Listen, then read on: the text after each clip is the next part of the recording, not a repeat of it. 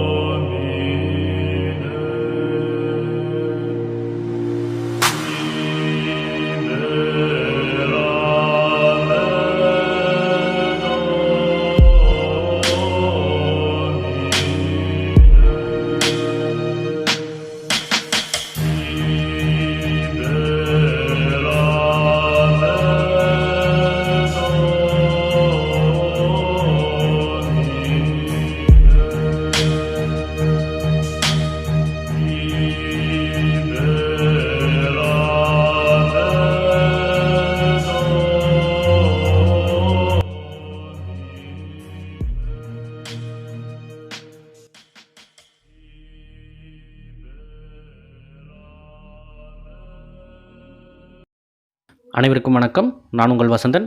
இந்த வார காணொலியில் நம்ம பார்க்க போகிற தலைப்பு நைட்ஸ் டெம்ப்ளார். நிச்சயமாக இந்த காணொலி ஒரு பயனுள்ள அனுபவத்தை உங்களுக்கு தரும் அப்படின்னு நான் நம்புகிறேன். வாங்க காணொலிக்குள்ளே செல்வோம்.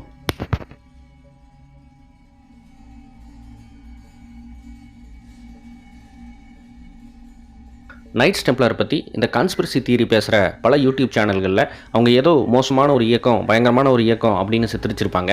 ஆனால் நம்மளுடைய ஆய்வுக்கூட தளத்தில் நம்ம நைட்ஸ் டெம்ப்ளார் பற்றின உண்மையான விஷயங்களை அறிவியல் ஆதாரத்தோடும் வரலாற்று ஆதாரத்தோடும் ஆய்வு செய்வோம்.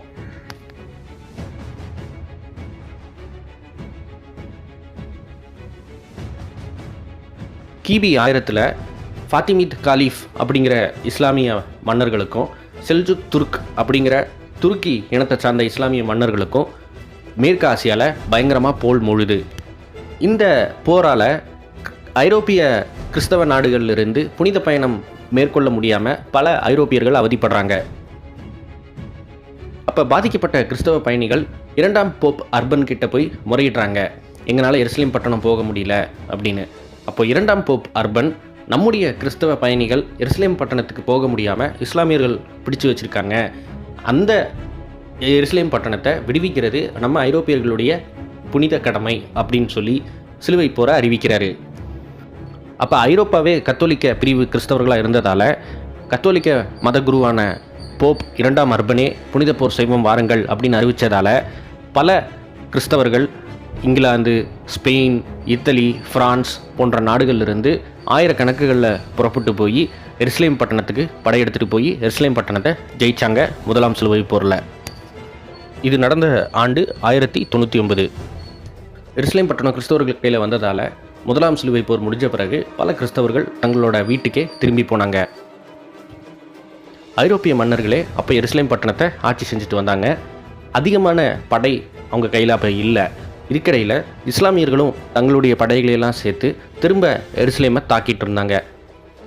இந்த கொந்தளிப்பான சமயத்தில் கிறிஸ்தவர்களை பத்திரமா எருசலேம் பட்டணத்துக்கு கொண்டு போய் சேர்க்குறதும் திரும்ப அவங்கள ஐரோப்பாவில் விடுறதுக்கும் ஒரு படை தேவைப்பட்டுச்சு.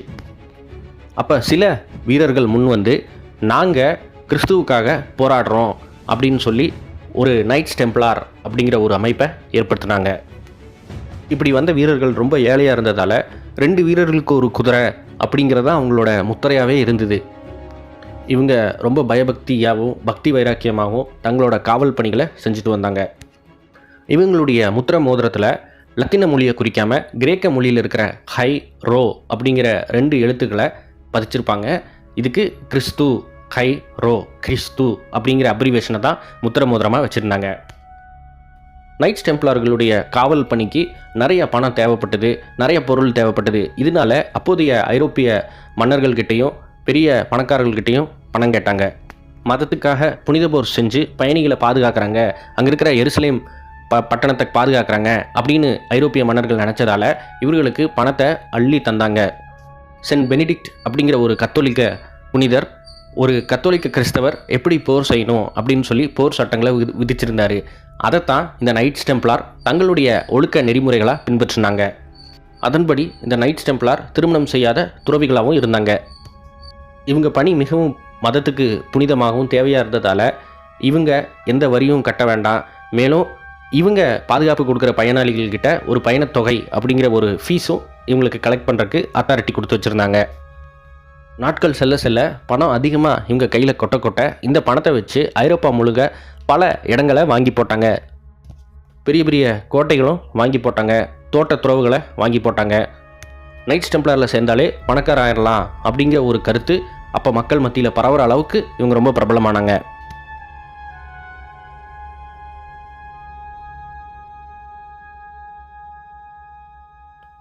கிபி 1200களில் ஃப்ரெட்ரிக் அப்படிங்கிற ஒரு மன்னர் இத்தாலியா நாட்டுக்கு மன்னராகிறாரு. இவருடைய குடும்பம் தான் ஜெர்மனியில் ஆட்சி செஞ்சதால் ஜெர்மனிக்கும் இவரே மன்னரும் ஆனார். இவர் ரொம்ப வித்தியாசமான மன்னர். ஏன்னா ஐரோப்பா கிறிஸ்தவத்தை தழுவிய பிறகு எல்லா ஐரோப்பா மன்னர்களும் தங்கள் முடிசூடும் நாளில் தங்கள் தலையில் வைக்கிற கிரீடத்தில் சிலுவையை பதிச்சிருப்பாங்க. ஆனால் இவர் தான் ரோம சாம்ராஜ்யத்துக்கு மன்னராக வந்த பிறகு தன்னுடைய முடிசூடும் நாளில் சிலுவை பதிஞ்ச கிரீடத்தை வைக்காமல் ஒலிவ இலைகளை, பண்டைய ரோமர்கள் போல ஒலிவ இலையை தன் தலையில் வச்சார். கிறிஸ்தவர்களுடைய சின்னமான சிலுவையை மறுத்து பழைய ரோம கிரேக்கர்களுடைய சின்னமான ஒலிவ இலையை தன் தலையில் வைக்கும் பொழுதே இவர் கிறிஸ்தவ மதத்துக்கு எதிரானவர் அப்படின்னு போப்புகள் முடிவு கட்டிட்டாங்க. இந்த இரண்டாம் ஃப்ரெட்ரிக் மன்னர் அறிவியலில் ரொம்ப ஆர்வமுள்ளவராக இருந்தார். இவர் ஆட்சிக்கு வருவதற்கு முன்பாகவே 1187 சலாதீன் அப்படிங்கிற இஸ்லாமிய மன்னர் கையில் எருசலேம் பட்டணம் விழுந்துருச்சு. அப்போது எல்லா ஐரோப்பிய மன்னர்களுடைய முதல் வேலையே எப்படியாவது திரும்ப எருசலேம் பட்டணத்தை மீட்கணும் அப்படிங்கிறதா இருந்தது. ஆனால் இவர் சிலுவை போருக்கு போகவே இல்லை. கடவுளுக்காக மனுஷன் எதுக்கு சண்டை போடணும், கடவுளுக்கு தேவைன்னா கடவுளே சண்டை போட்டுப்பார் அப்படிங்கிறதா இவருடைய கருத்தாக இருந்தது. ஆனால் இவருடைய கருத்தை அந்த கால இவருடைய மக்களே புரிஞ்சுக்காதால வேறு வழி இல்லாமல் இவர் மட்டும் தனியாக சிலுவை போர்னு கிளம்பி போனார். இவர் எந்த ஐரோப்பா மன்னரோட கூட்டு சேராமல் இவரும் இவருடைய படைகள் மட்டும் தனியாக எருசலேம் பட்டணத்துக்கு கிளம்பி போய் அப்போ எருசலேம் பட்டணத்தை ஆட்சி செஞ்ச அல் கெமெல் அப்படிங்கிற இஸ்லாமிய மன்னர்கிட்ட பேச்சுவார்த்தை நடத்தினார். அதன்படி நாசரத் அப்படிங்கிற இயேசு வளர்ந்த ஊரையும் இயேசு பிறந்த ஊரான பெத்லஹேம் இதையும் ஐரோப்பர்களுக்கு வாங்கி கொடுத்தாரு. இஸ்லாமியர்களுக்கு எதிராக போர் செஞ்சு எருசலேம் பட்டணத்தையும் அப்புறம் அந்த நாசரத் பெத்லஹேம் பட்டணங்களையும் பிடிக்கிறத விட்டுட்டு போய் சமாதானம் பேசி ஏதோ பிச்சை எடுக்கிற மாதிரி நாசரத்தையும் பெத்லஹேமையும் வாங்கிட்டு வந்திருக்காரு. அதனால இவரே ஒரு அந்தி கிறிஸ்து அப்படின்னு சொல்லி அப்போதைய போப்பாக இருந்த 9ஆம் கிரெகரி இவரை கத்தோலிக்க மதத்திலிருந்து தள்ளி வச்சார். இவர் அதையெல்லாம் எதுவுமே கண்டுக்கல. மேலும் நைட்ஸ் டெம்ப்ளார்களுடைய மொழிபெயர்ப்பின் மூலமாக தான் அந்த அல்கெமில் அப்படிங்கிற இஸ்லாமிய மன்னரோட பேச்சுவார்த்தை நடத்தி எருசலேமையும் பெத்லஹேமையும் வாங்கினார் அப்படிங்கிற ஒரு பேச்சும் சரித்திரத்தில் இருக்குது. போப்பு சொல்கிறதெல்லாம் அறிவியல் கிடையாது, எப்படியாவது இந்த போப்புகளுடைய கருத்துக்களை முறியடிக்கணும் அப்படிங்கிறதுல குறியாக இருந்தார். அதில் ஒரு கருத்து தான், ஒரு குழந்தை பிறந்த உடனே எந்த மொழியும் சொல்லிக் கொடுக்கல, எந்த மதமும் சொல்லிக் கொடுக்கலன்னா அது பேசக்கூடிய மொழி லத்தீன் மொழியாக இருக்கணும், இல்லைனா எபிரேய மொழியாக இருக்கும். மேலும் அது இயேசுவை தான் கடவுளாக கும்பிடும் அப்படின்னு ஒரு கருத்து அப்போதைய கத்தோலிக்க போப்புகள் மத்தியில் நிலவிட்டு இருந்தது. இதை பொய்ன்னு நிரூபிக்கிறதுக்காகவே பச்சை குழந்தைகளை எந்த ஒரு மொழியும் சொல்லிக் கொடுக்காம வளர்த்தினார். அந்த குழந்தைகளால் எந்த மொழியும் கடைபிடிக்காம தான் வளர முடிஞ்சுது. அந்த குழந்தைகளும் எந்த மதத்தையும் கும்பிடாம தான் வளர்ந்தாங்க. இப்படி இவர் அந்த காலத்திலேயே மதத்தை முறியடிக்கணும்னு செஞ்ச அறிவியல் ஆய்வுகளை செம்பிலான்ஸ் தி ஆதம் அப்படிங்கிற ஒரு பாதிரியார் கிரானிக்கல் அப்படிங்கிற தன்னுடைய புத்தகத்தில் குறிப்பிட்டிருக்காரு. இந்த செம்பிலான்ஸ் தி ஆதமே ஒரு மத குருவாக இருக்கிறதால இவர் ஃப்ரெட்ரிக் மன்னர் மேலே சாபமாக தான் அந்த கிரானிக்கல் நூலையே எழுதியிருப்பார். மேலும் கத்தோலிக்க மதம் பல அறிவியலையும் அறிஞர்களையும் தடை விதிச்சிருந்தது. இந்த இரண்டாம் ஃப்ரெட்ரிக் தான் அவங்கள தன்னுடைய அவையில் வச்சு பாதுகாப்பு தந்தார். அதில் ஒரு முக்கியமான ஆள் தான் கீதோ பெனோட்டி. இவர் எழுதிய லிப்ரே தி அஸ்ட்ரானமி அப்படிங்கிற புத்தகத்தில் நம்முடைய பஞ்சாங்க குறிப்புகள் நிறையா இருக்கும். கடவுள் அறியும் அறிவை காட்டிலும் கிரக நிலைகளை அறிகிற அறிவு தான் ஒரு மனிதனுக்கு தேவையான அறிவு அப்படிங்கிறதையும் அதில் பதிஞ்சிருப்பார். இதெல்லாமே அப்போதைய கத்தோலிக்க பிரிவுக்கு எதிரான புத்தகங்கள். அடுத்து மிக்கைல் ஸ்காட்ஸ் அப்படிங்கிற ஸ்காட்லாந்து நாட்டை சேர்ந்த ஒரு வானியல் ஆய்வாளர். அவரும் ஃப்ரெட்ரிக் இரண்டாம் மன்னருடைய அவையை இருப்பார். இவர் எழுதிய லீபர் இன்ட்ரடக்டோரியஸ் அப்படிங்கிற புத்தகத்தில் பல சித்த மருத்துவ குறிப்புகள் இருக்கும். அதில் ஃபிசியோஜெனியாமி அப்படிங்கிற நோக்கு வைத்தியத்தை குறிப்பிட்டிருப்பார். ஒருத்தனுடைய முகத்தை பார்த்தே அவனுடைய குணம் என்ன, அவனுடைய நோய்கள் என்ன அப்படிங்கிறதையும் அறியலாம் அப்படிங்கிறதையும் குறிப்பிட்டிருப்பார். இந்த வசியம், நோக்கு வருமம், நோக்கு வைத்தியம் இது எல்லாமே சித்த மருத்துவத்திலையும் காலங்காலமாக கடைபிடிச்சிட்டு வந்தாங்க அப்படிங்கிறது நம்மளுக்கு தெரியும். மூணாவதாக ஃபிபனாச்சி அப்படிங்கிற ஒரு பிரசித்தி பெற்ற ஆய்வாளர் 2ஆம் ஃப்ரெட்ரிக் மன்னருடைய அவையை அலங்கரித்தார். இந்த ஃபிபனாச்சிக்கு இந்தியர்களுடைய கணிதம், இந்தியர்களுடைய அறிவியல், இந்தியர்களுடைய மருத்துவம் இது மேலையெல்லாம் ரொம்ப மோகம் கொண்டவராக இருந்தார். இவர் எருசலேம் சென்றிருக்கும் பொழுது இவரை ரொம்ப கவர்ந்தது அரபியர்களுடைய எண் முறை தான். இந்த எண்முறை அரபியர்கள் யார்கிட்ட இருந்து வாங்கினாங்க அப்படின்னு ஆய்வு செய்யும் பொழுது இவர்களே இந்தியர்கள்கிட்ட இருந்தா வாங்கியிருக்காங்க அப்படிங்கிறத கண்டுபிடிச்சாரு. இந்தியர்களுடைய எண்முறையை ஆய்வு செய்யும் பொழுது, அது குறிப்பாக தமிழர்களுடைய எண்முறையை ஆய்வு செய்யும் பொழுது, தமிழர்கள் பால் இல்லைன்னா சூழியம் அப்படிங்கிற ஒரு பூஜ்ஜியத்தை சேர்ப்பாங்க. இந்த பால் அப்படிங்கிற எண்ணெய், 0 0 அப்படிங்கிற இந்த எண்ணெய் 9க்கு பிறகு சேர்த்துறது இவருக்கு அது ரொம்ப ஈர்ப்பாக இருந்தது. ஏன்னா அது வரைக்கும் ஐரோப்பாவில் ரோம எண்முறையை தான் பின்பற்றிட்டு வந்தாங்க. இந்த லத்தீன் எண்முறையில் சூழியம் 0 0 பால் சோழியம் அப்படிங்கிற இந்த எண் இல்லாததால் அவங்களுடைய கணக்கு முறைகள் எல்லாமே குழப்பமாக இருந்தது.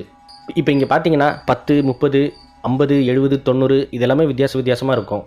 இப்போ இதெல்லாம் கணக்கு எண்ணும் பொழுது பயங்கர குழப்பமாக இருந்தது ஐரோப்பியர்களுக்கு.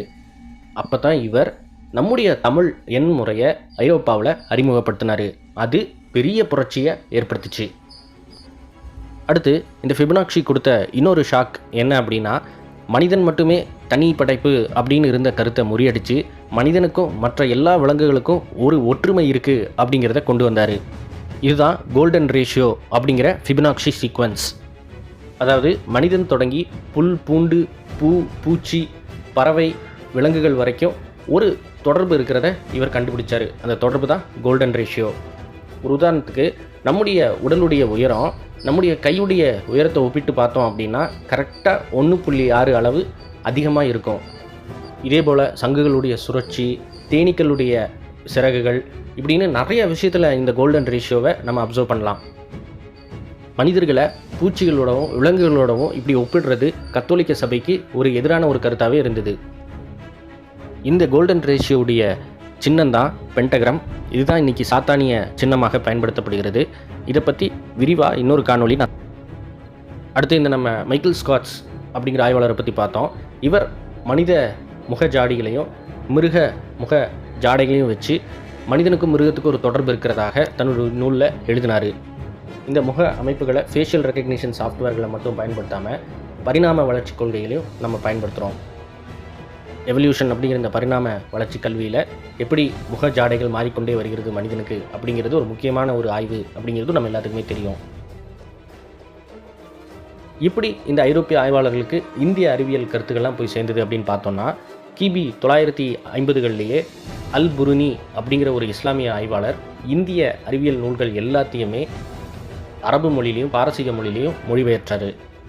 இவருடைய நூல்களை இஸ்ரேலில் வாங்கி படித்து தான் இந்த ஐரோப்பிய ஆய்வாளர்கள் தங்களோட கருத்துக்களை தெரிவித்தாங்க. 2ஆம் ஃப்ரெட்ரிக் மன்னர் இறந்த பிறகு இந்த ஆய்வாளர்களுடைய கருத்துக்களும் கத்தோலிக்க திருச்சபைக்கு எதிரான கருத்தாக அறிவிக்கப்பட்டது. தாந்தே அப்படிங்கிற ஒரு இத்தாலிய கவிஞர் ஃப்ரெட்ரிக் மன்னர் இறந்த பிறகு அவரும் அவருடைய அவையை அலங்கரித்த கீதோ பெனித்தோவும் மிக்கைல் ஸ்காட்ஸ் போன்ற ஆய்வாளர்கள் நரகத்தில் ரொம்ப துன்பத்தை அனுபவிக்கிறதா எழுதியிருப்பார். ஏன்னா போப்பாண்டவருடைய கருத்துக்களையும் கேட்காம, மத குருக்களுடைய அறிவுரைகளையும் கேட்காம, அறிவியல்னு மதத்தை புறந்தள்ளி அறிவியலை தேடி போனதால் இவங்க நரகத்திலையும் ரொம்ப துன்பம் அனுபவிக்கிறாங்க அப்படின்னு எழுதியிருப்பார். இந்த டான்டேவுடைய நரகத்தை பற்றின ஓவியம் இன்ஃபர்னோ அப்படிங்கிற டான் ப்ரவுன் எழுதின நாவலில் வரும். இந்த ஃப்ரெட்ரிக் மன்னர் அவையை சார்ந்த ஆய்வாளர்கள் எல்லாமே இந்த அரபிகளுடைய நூல்களையும் இந்தியர்களுடைய நூல்களையும் வாங்கி படிக்கிறதுக்கு நைட்ஸ் டெம்ப்ளார்கள் அதிகம் உதவி செஞ்சாங்க அப்படிங்கிறத நம்ம மறுக்க முடியாது. காரணம் என்னென்னா, மற்ற ஐரோப்பியர்களை காட்டிலும் இந்த நைட்ஸ் டெம்ப்ளார்கள் இந்த மேற்கு ஆசியாலேயே தங்கி இருந்ததால், மேலும் இஸ்லாமியர்கள் கூட அதிகம் பரிச்சயமாக இருந்ததால் அவர்களுடைய நூல்கள் எல்லாம் இந்த ஐரோப்பியர்களுக்கு கொடுக்கறதுக்கு மிக சுலபமாக இருந்தது அப்படின்னு சொல்லலாம். 1200 முடிவுகளில் 4ஆம் பிலிப் அப்படிங்கிற ஒரு மன்னர் பிரான்ஸ் நாட்டுக்கு மன்னராகிறாரு. இவர் நைட்ஸ் டெம்ப்ளார்கிட்ட தன்னுடைய போருக்காக நிறைய கடன் வாங்கியிருந்தார். நைட்ஸ் டெம்ப்ளார்கள் தங்களுடைய கடனை திருப்பி கேட்கும் பொழுது இவர் ஒரு மன்னனாக இருக்கிற என்கிட்ட இவங்க எப்படி பணம் கேட்கலாம் அப்படின்னு ஒரு ஐடியா போட்டார். அப்போ போப்பாக இருந்தவர் போப் 5ஆம் கிளமெண்ட். இவர் பிலிப்புடைய பாலிய நண்பர்.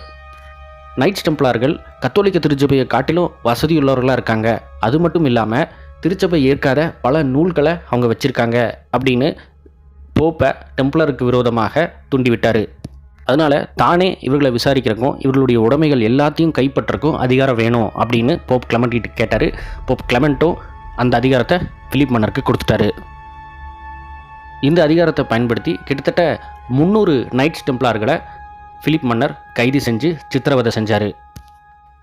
அப்போது நைட்ஸ் டெம்ப்ளார்களுடைய தலைவராக இருந்த ஜாக்கஸ் டி மூலே எவ்வளோ சித்திரவதை செஞ்சோ நாங்கள் திருச்சபைக்கு விரோதமாக இல்லை அப்படிங்கிறதுல திட்டவட்டமாக இருந்தார். டெம்ப்ளார்கள் இயேசு கிறிஸ்துவை வழிபடாமல் பஃபமோஃபேத் அப்படிங்கிற ஒரு சாத்தானை வழிபடுறாங்க அப்படின்னும் குற்றம் சுமத்தினார். இதற்கெல்லாம் நைட்ஸ் டெம்ப்ளார் மறுப்பு தெரிவித்தும் அவங்கள 1314 தூக்கில் உயிரோடு எரித்தார்.